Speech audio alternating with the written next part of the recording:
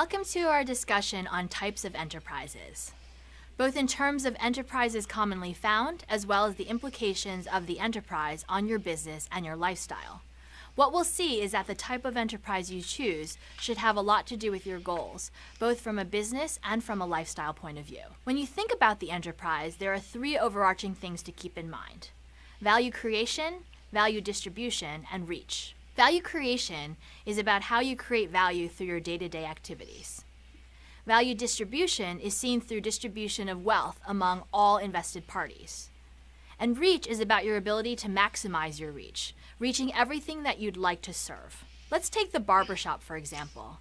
Here, the owner of a barbershop is making something or providing something that lots of people want, which is providing the service to give lots of people haircuts. The issue, however, is reach. Can it actually reach and serve a large body of people? If you take apps, on the other hand, scalability is huge. You're able to reach and quickly reach millions of people. However, are you developing an app that people actually want to pay for? What ends up happening is that most apps don't actually make money. So as you think about the value you would like to create for your customers and your ability to reach these customers, you want to balance these business expectations with your personal goals. There are 6 types of enterprises that are most common. Each of these will have implications on your business expectations and your lifestyle. We will go through each of these in detail. These include the high growth or venture-backed business, lifestyle businesses, small businesses, entrepreneurship through acquisition, socially focused businesses, and large corporate-based businesses. First, let's take a look at the venture-backed startup. This is a high-growth enterprise that delivers large returns to founders and investors. If you think about business implications, these firms are often very small at birth, but they're designed to become very large very quickly. They're often referred to as scalable startups, and they're the typical Silicon Valley startup model. In terms of financials, they usually depend on several rounds of angel or venture capital investments, and they're expected to grow and grow rapidly. In terms of exits, these firms start out with an exit strategy as investors want a plan for getting their money back. In terms of lifestyle, your personal life is often going to come second. There's a must-grow mentality which overshadows other concerns.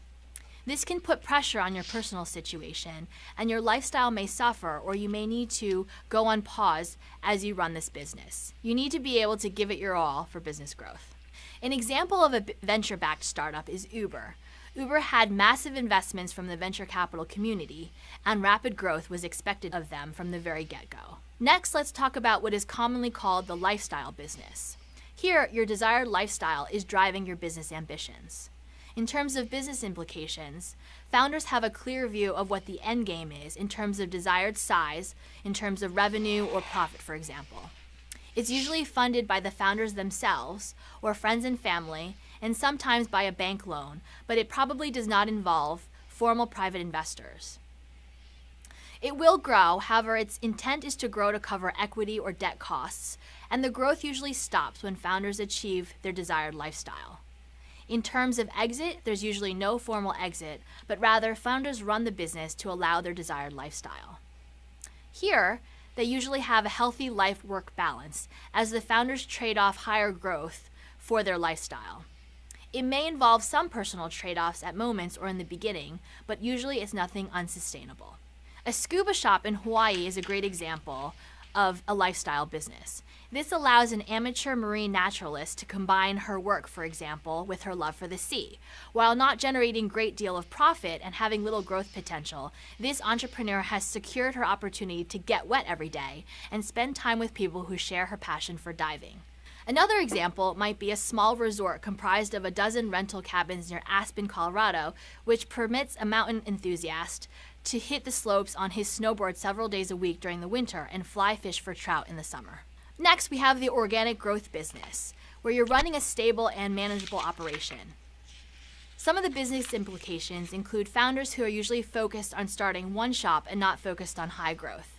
In terms of financials, this is also usually funded by founders or friends and family and doesn't usually involve a formal private investment. In terms of growth, again, here we're growing to cover equity and debt costs, and we're typically focused on providing and not on wealth. There may be no formal exit envisioned, and founders run the business to support their family and their lifestyle. In terms of lifestyle, there's usually a healthy life-work balance, although running a small business can also be highly stressful. It may involve long hours if the company has few employees. The Main Street firm is the quintessential small business. We find the Main Street firm in every city in every country. It's your neighborhood donut store or dim sum joint. It's the landscaping company with one truck or the Amish furniture manufacturer. An individual, a family, or a couple of partners typically own the Main Street firm. Although it may have bank loans and credit cards, as well as real estate, equipment, and inventory financing, the Main Street firm rarely has outside investors. The goals of the Main Street firm are usually to maximize returns to the operators rather than fund growth. They're typically one-location firms that have become fixtures in their communities. Next, we have entrepreneurship by acquisition, where you're buying an existing business. Here, funders are looking for attractive businesses that are possibly underperforming that they can buy and fund and run.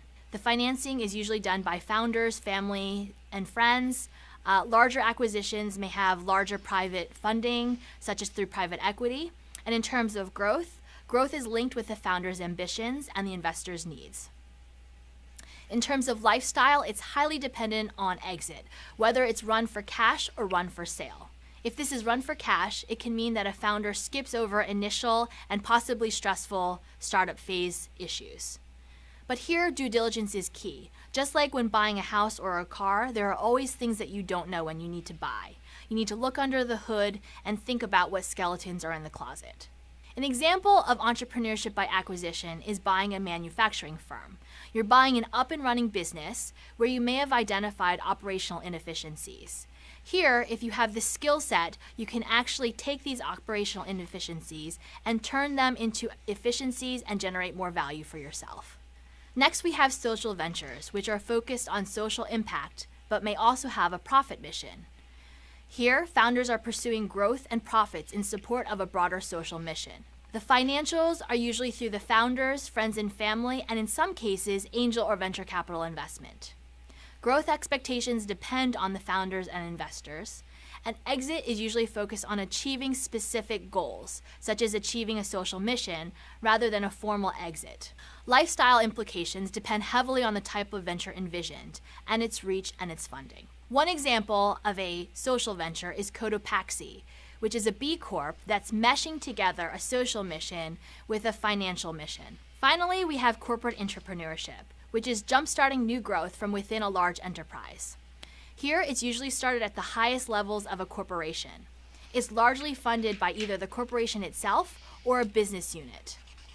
In terms of growth, it's usually aimed at jumpstarting growth and entering a new or fast-paced market that the parent company cannot enter easily. The purpose here is to establish new growth engines or assets for the parent company. In terms of lifestyle, it would be directly linked with internal corporate objectives and business unit objectives. So as we've discussed, there are many different types of enterprises, and the first question to ask yourself is, what is your goal? Are you trying to build the next Google, Facebook, or Zynga? In other words, are you aiming for fast growth? Or are you interested in being your own boss and keeping things simple? Are you interested in building substantial wealth, but not too much? Or maybe you don't have an idea, but you want to buy your way into the game. Or perhaps you want to help others.